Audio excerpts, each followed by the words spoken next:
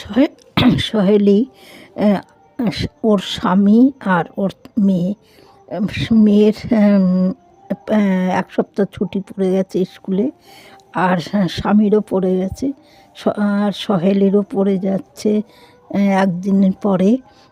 তা আর ওর বোনের ২-৩ দিন বাদে ওরা একটা ঠিক করেছে সময়ের, মানে এই ছুটিতে কোথাও বেড়াতে যাবে এবং ঘুরে ফিরে সেখানেই আর কি কিছুদিন কাটিয়ে তারপর বাড়িতে এসে তারা আবার কাজে জয়েন করবে।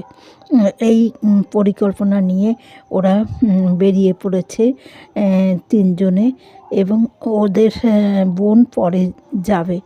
ওরা একটা পাহাড়ের গুহা, তার ভেতরে নানান মানে এই খনিজ পদার্থ আছে, সেইগুলোকে মানে ঘুরে ঘুরে মানে দেখেছে।